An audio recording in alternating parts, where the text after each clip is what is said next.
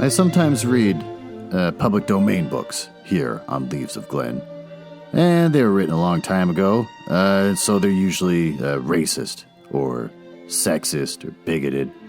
But in there somewhere and all that is a story, and that's why those stories are famous. Other times, I read works from independent authors, and they're delightfully not racist, but they might have adult language or adult situations. So that's your warning, but I'm sure you are grown up enough to handle it. Don't write to me complaining. Well, it looks like you found Leaves of Glen, where I read the hottest public domain books and short stories. Burp. This week, we're going to read The Blue Fairy Book again, by Andrew Lang. It's the first out of 25 books of collected fantasy stories gathered from all over the world by his wife, and translated by his wife. But he slapped his name on it and said, guess what? I got another fairy tale book. This time I think I'll pick the color blue. And they said, oh, good, you're our bread and butter. Meanwhile, his wife got nothing interesting. This weekend, I was supposed to be recording episodes for the podcast, but my kids were around and I was feeling lazy and I didn't want to do it. My diet has been doing bad. I can't lose any weight. All summer and fall, counting calories, walking for hours, nothing. So I said, screw it. I got to think of a new game plan, and none of this is working out. So I decided I'm going to just eat and lay on the couch and watch Netflix. I don't sit around watching Netflix hardly ever. I pay for the damn thing, and I barely ever use it. So I watched The Crown, where Princess Diana got married up and then treated like crap. And then I watched The Queen's Gambit, about a drug-addled orphan who becomes the best chess player in the world and is still drug-addled.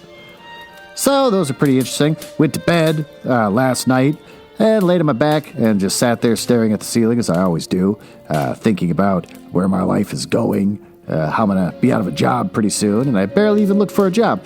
And then all of a sudden, Sixer, my six-toed cat, who is 22 years old, and all of that is true, jumped up on my chest and said, hey, what'd you watch? And I said, I watched The Crown, and I watched Queen's Gambit. And he said, this Queen's Gambit's kind of a Cinderella story, isn't it? And I said, yeah, I suppose. And he said, what are you going to read for your podcast when the kids are gone? And I said, I was thinking about Beauty and the Beast. And he said, what if I sold you on the Cinderella? And I said, not interested, don't care, dislike the story. And he goes, well, what if I told you that the wicked stepmother, in many variants of Cinderella, it featured the wicked stepmother as the main villain? And I said, where'd you get that from? That's barely an interesting fact. Did you get that from one of those weird sites that's clearly written in some other language and translated into English? And he said, no, I just keep this on hand. And he said the father had different roles in various versions of Cinderella. In Disney, he died. But in other stories, the father was alive and had an active role in his daughter's disgrace.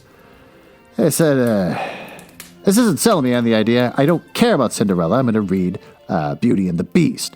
And he said, the Brothers Grimm wrote Aschenputtel. In England, it is translated into Cinderella. It is considered as the well-known version of the story. Cinderella got the help from the wishing tree, which grew upon the grave of her mother, as she did not get the help from the fairy godmother. I said, can we wrap this up? I'm trying to go to sleep. And he said, no. The facts about Cinderella is Centertrolla. The Italian word for Cinderella is Cenerentola. Not saying any of this right. It was taken from the word ceneri, which means ash. At that time, the servants had to live in the basements, and their body was covered with ask, just the word ask, because of the household work. I said, God, I hope the grandfather clock kicks in soon, because this is going nowhere, and it's not as delightful as I hoped it was. And then he said, in 1812, Grimm's fairy tales were published by Brothers Grimm. It also featured the story of Cinderella. Actually, Charles Perrault had the story, told the story in his Histories ou Contes du Temps Passé. I said, Sixer, can you get off my chest? Go find somewhere else. Plus your breath stinks. Then he leaned in real close, all breathy, with his lips just real close to my nose. And he said, oh, well, with that, I have to stop babbling and struggling to make this interesting. And we will now move on to the story of Cinderella.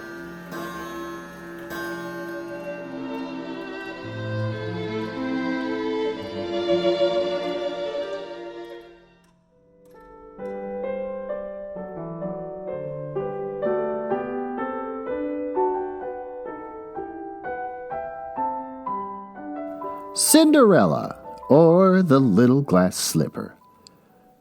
Once, there was a gentleman who married, for a second wife, the proudest and most haughty woman that was ever seen. She had, by a former husband, 2 daughters of her own humor, who were indeed exactly like her in all things. He had, likewise, by another wife, a young daughter, but of unparalleled goodness and sweetness of temper, which she took from her mother, who was the best creature in the world. No sooner were the ceremonies of the wedding over, but the mother-in-law began to show herself in her true colors. She could not bear the good qualities of this pretty girl, and the less because they made her own daughters appear more odious, she employed her in the meanest work of the house. Oh, she scoured the dishes, tables, etc., and scrubbed Madam's chamber, and those of Mrs., her daughters. She lay up in a sorry garret upon the wretched straw bed, while her sisters lay in fine rooms with floors all inlaid, upon beds of the very newest fashion. The beds have fashion, like nice clothes, and where they had looking-glasses so large that they might see themselves at their full length from head to foot. And the poor girl bore all patiently, and dared not tell her father, who would have rattled her off, for his wife governed him entirely. When she had done her work, she used to go into the chimney corner and sit down among the cinders and ashes, which made her commonly be called Cinder Wench. But the youngest, who was not so rude and uncivil as the eldest, called her Cinderella. However, Cinderella, notwithstanding her mean apparel, was 100 times handsomer than her sisters. I always thought calling a woman handsome was supposed to be an insult, though they were always dressed very richly. It happened that the king's son gave a ball and invited all persons of fashion to it. Everything's about fashion. Our young misses were also invited, for they cut a very grand figure among the quality. They were mightily delighted at this invitation, and wonderfully busy in choosing out such gowns and petticoats, the head clothes as might become them. This was a new trouble to Cinderella, for it was she who ironed her sisters' linen, and plaited their ruffles, and talked all day long of nothing but how they should be dressed. For my part, said the eldest, I will wear my red velvet suit with French trimming, like a pantsuit. And I, said the youngest, shall have my usual petticoat. But then, to make amends for that, I will put on my gold-flowered manteau. Well, I don't really care, but let's see. Come on, load it up. Manteau. A loose gown or cloak worn by women. Yeah, I just want to know how to pronounce it. And my diamond stomacher, which is far from being the most ordinary one in the world. They sent for the best tire woman that they could get to make up their headdresses and adjust their double pinners, and they had their red bushes and patches from Mademoiselle de la Ponche. Cinderella was likewise called up to them to be consulted in all these matters, for she had excellent notions, and advised them always for the best, nay, and offered her services to dress their heads, which they were very willing she should do. As she was doing this, they said to her, Cinderella, would you not be glad to go to the ball? Oh, alas, said she, you only jeer at me. It is not for such that I am to go thither. And thou art in the right of it, replied they. It would make the people laugh to see a cinder wench at the ball. Anyone but Cinderella would have dressed their heads awry. But she was very good and dressed them perfectly well. They were almost 2 days without eating. So much were they transported with joy. And they broke above a dozen laces in trying to be laced up close, that they might have a fine, slender shape. Then they were continually at their looking glass. At last the happy day came, and they went to court, and Cinderella followed them with her eyes as long as she could. And when she had lost sight of them, she fell a-crying. I'm not saying a-crying like I'm trying to be cute. It's literally a-crying. Fell a-crying. And her godmother, it always sounds like something somebody from like Tom Sawyer character would say. Her godmother, who saw her all in tears, asked her what was the matter. I wish I could. I wish I could. She was not able to speak the rest, being interrupted by her tears and sobbing. This godmother of hers, who was a fairy, said to her, Thou wishest thou couldst go to the ball, is it not so? Yes, cried Cinderella with a great sigh. It's literally Y-es. Well, said her godmother, be but a good girl, and I will contrive that thou shalt go. Then she took her into her chamber and said to her, run into the garden and bring me a pumpkin. Cinderella went immediately to gather the finest she could get and brought it to her godmother, not being able to imagine how this pumpkin could make her go to the ball. Her godmother scooped out all the inside of it, having left nothing but the rind, which done, she struck it with her wand, and the pumpkin was instantly turned into a fine coach, gilded all over with gold. Burp.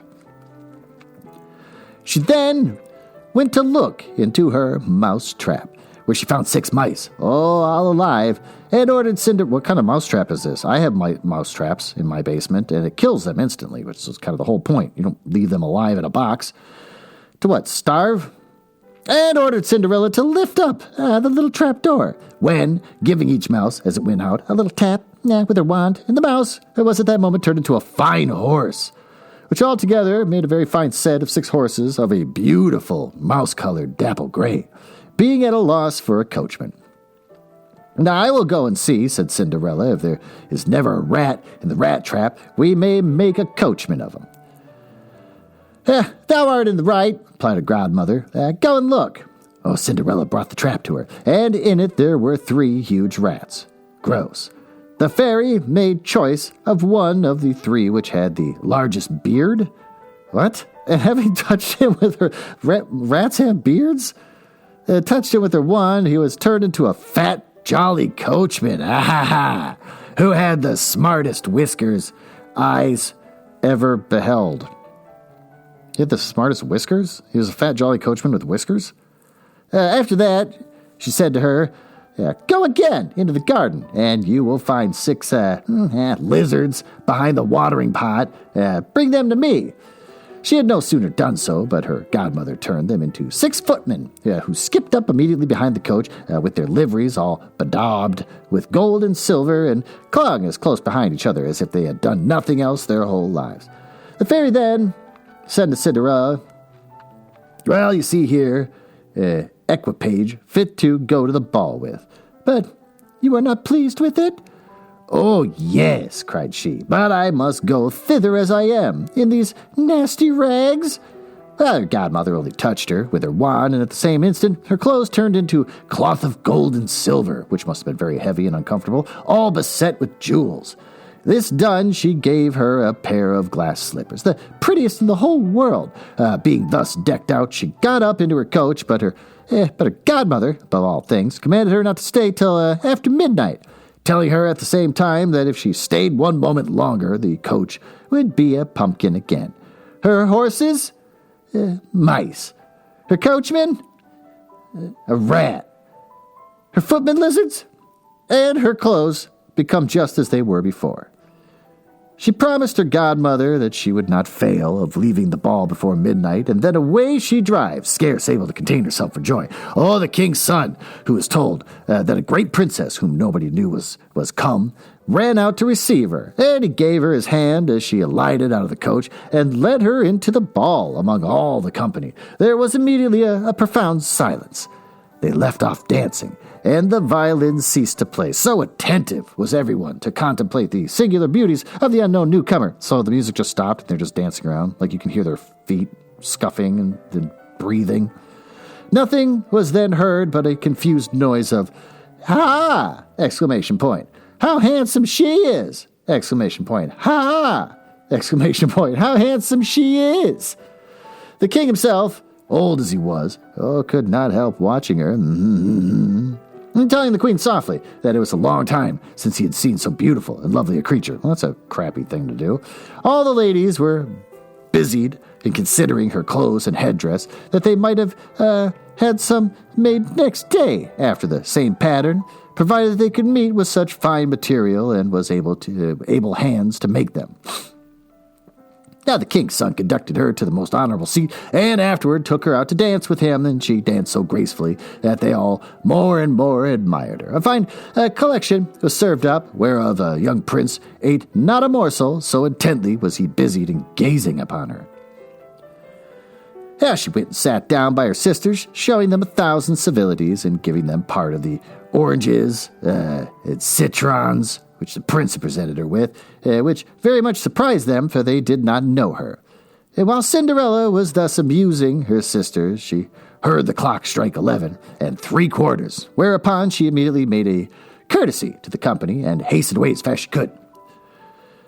When she got home, she ran to seek out her godmother, and after having thanked her, she said that she could not but heartily wish that she might go next day to the ball, because the king's son had desired her. As she was eagerly telling her godmother whatever had passed at the ball, the two sisters knocked on the door, which Cinderella ran and opened. "How long you have stayed?" cried she, gasping, rubbing her eyes, and stretching herself as if she had been just waked out of her sleep, and she had not, however, any manner of inclination to sleep since they went from home. "Oh, if thou hadst been at the ball," said one of her sisters, "thou wouldst not have been tired with it. There came thither the prettiest, the finest princess, the most beautiful ever was seen, with mortal eyes. She showed us 1,000 civilities, and gave us oranges and citrons." Well, Cinderella seemed very indifferent to the matter. Indeed, she asked them the name of that princess, but they told her they did not know it, and that the king's son was very uneasy on her account, and would give all the world to know who she was. And at this, Cinderella, smiling, replied, she must then be very beautiful indeed. How happy you have been. Can I not see her? Dear Miss Charlotte, do lend me your yellow suit of clothes, which you wear every day. To be sure, cried Miss Charlotte. Lend my clothes to such a dirty cinder wench as thou art? I should be a fool. Cinderella, indeed, inspected such an answer, and was very glad of the refusal, for she would have been sadly put to it if her sister had lent her what she asked for jestingly. The next day, the two sisters were at a ball, and so was Cinderella, but dressed more magnificently than before. The king's son was always by her, never ceased his compliments and kind speeches to her, to whom all this was so far from being tiresome that she quite forgot what her godmother recommended to her, so that she at last counted the clock striking 12 when she took it to be no more than 11. And then she rose up and fled, nimble as a deer. The prince followed, but could not overtake her. She left behind one of her glass slippers, which the prince took up most carefully. She got home, but quite out of breath, and in her nasty old clothes, having nothing left of all her finery, but one of the little slippers. Fellow to that she dropped. The guards at the palace gate were asked if they had not seen a princess go out, who said they had seen nobody go out but a young girl, very meanly dressed, who had more the air of a poor country wench than a gentlewoman. When the two sisters returned from the ball, Cinderella asked them if they had been well diverted, and if the fine lady had been there. They told her yes, but she hurried away immediately when it struck 12, and with so much haste that she dropped one of her little glass slippers, the prettiest in the world, which the king's son had taken up. That he had done nothing but look at her all the time at the ball, and that most certainly he was very much in love with the beautiful person who owned the glass slipper. But they said it was very true, for a few days after the king's son caused it to be proclaimed by the sound of a trumpet that he would marry her whose foot the slipper would just fit. They whom he employed began to try it upon the princesses when the duchess and all the court, but in vain it was brought to the two sisters, who did all they possibly could to thrust their foot into the slipper. But they could not affect it. Cinderella, who saw all this and knew her slipper, said to them, laughing, Let me see if it'll not fit me. Her sisters burst out a-laughing. I love that. And began to banter her. Oh, the gentleman who was sent to try the slipper looked earnestly at Cinderella, and finding her very handsome, said, It was but just that she should try, and that he had orders to let everyone make trial. He obliged Cinderella to sit down, and putting the slipper on her foot, he found it went on very easily, and fitted her as if it had been made of wax. The astonishment, her two sisters, were extremely great, but still abundantly greater when Cinderella pulled out of her pocket the other slipper and put it on her foot, whereupon it came her godmother, who, having touched her with the wand, Cinderella's clothes made them richer and more magnificent than any of those she had before. They just keep getting better and better. And now her two sisters found her to be that fine, beautiful lady whom they had seen at the ball. They threw themselves at her feet to beg pardon for all the ill treatment they had made her undergo. Cinderella took them up, and as she embraced them, cried that she forgave them with all her heart, and desired them always to love her. She was conducted to the young prince, dressed as she was. He thought her more charming than ever, and a few days later married her. Cinderella, who was no less good than beautiful, gave her two sisters lodgings in the palace, and that very same day matched them with two great lords of the court.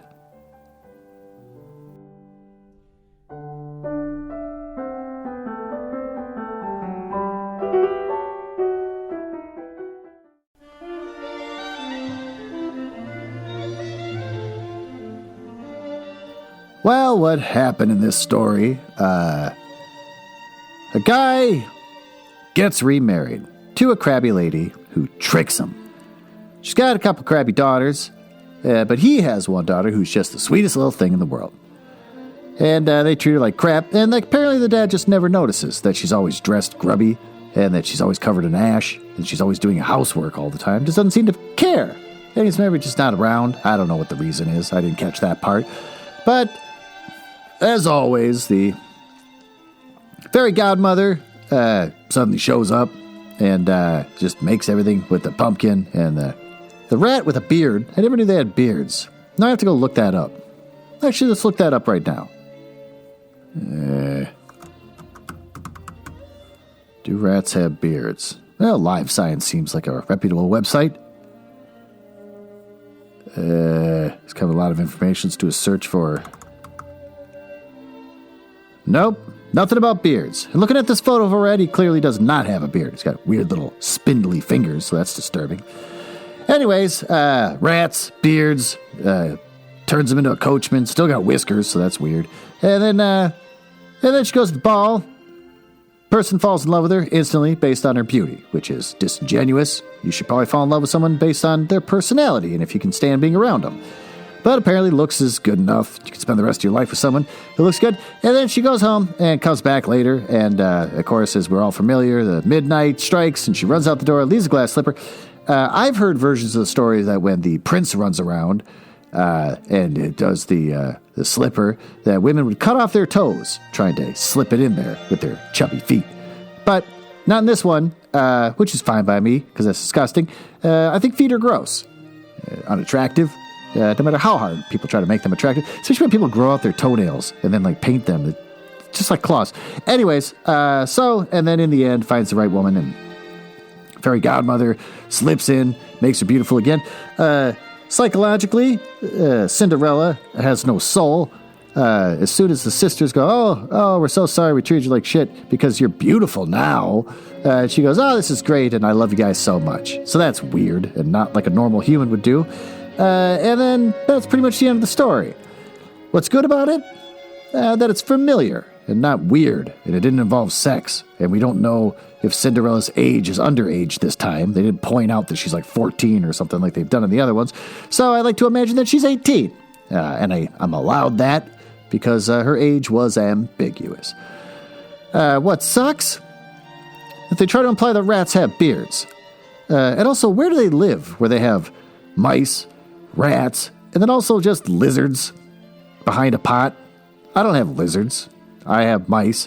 I'm sure in Minneapolis there's rats, but luckily I have a clean enough home where I don't have to deal with rats yet.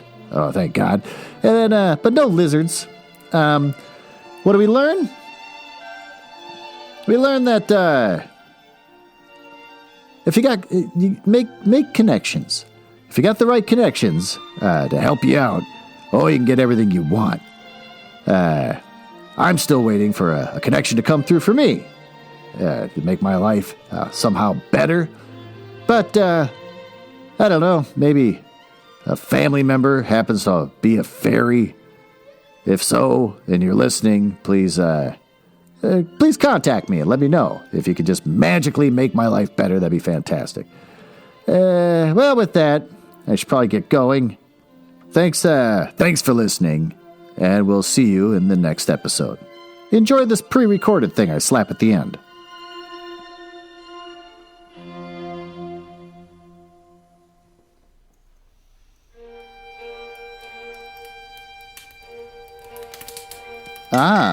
Well, it appears you found me in the part of the podcast I hate the most, where I tell you all about the places on the internet where you can find me. You can tell I hate this because of the sound effects making it sound like a stormy night in the drawing room of the damned. Now, there's that.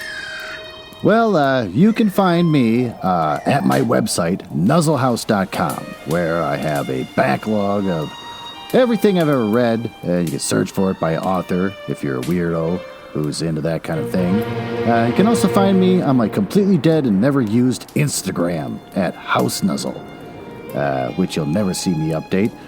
You can find me on Twitter at House Nuzzle, where you can leave me a message or something if you want. I post on there just when I have new episodes and nothing else. Or if you want to speak to me directly, you can email me at glenn.nuzzles@gmail.com. Thanks for listening, and we will see you in the next episode. Now, let's see. I swear I still got one left down here. No. It's got a cigarette button.